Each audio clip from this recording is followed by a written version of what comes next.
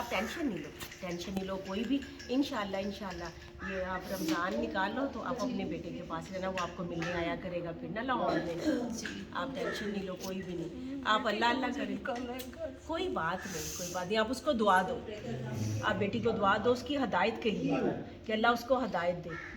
हाँ, आपका एक एक आंसू जो है ना वो अल्लाह पाक के घर जा रहा है। मेरी बेटा खिदमत बहुत करता था, वो एक्सीडेंट से बहुत हो गया। हाँ, ये तो उसने निकाला तो मैं रात को 10 बजे और ढूंढ के पहुंच। चलिए देखो अल्लाह पाक ने इज्जत वाली छात दी नहीं, ना वो आपको। तो बहुत अच्छी छत। हाँ, मेरी बहन मिलने आई थी, वो बहुत खुश हुई। हाँ, कहती बाजी आपकी सेहत ठीक हो गई। मेरी बाजी से तो बहुत सेहत खराब। हाँ। बेटियां ऐसी नहीं होती किसी दुश्मन की। अच्छा, अल्लाह पाक उसको हदायत दे, अल्लाह उनको हदायत दे, वो भी औलाद वाली है। उसके साथ इससे बढ़कर हो रहा है।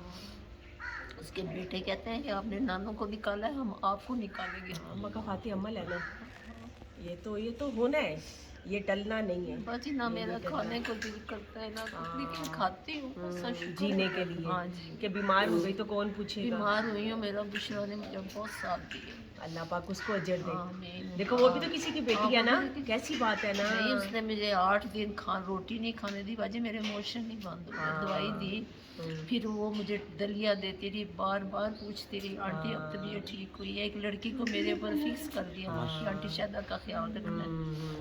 हसन मेरा इतना ख्याल रखता, मेरे बेटे का नाम भी हसन है ना। माशाल्लाह, वो मिला इसको लाहौर आके, उसने कहा हसन भाई मेरे हालात और बाजी मेरे पास किराया नहीं है,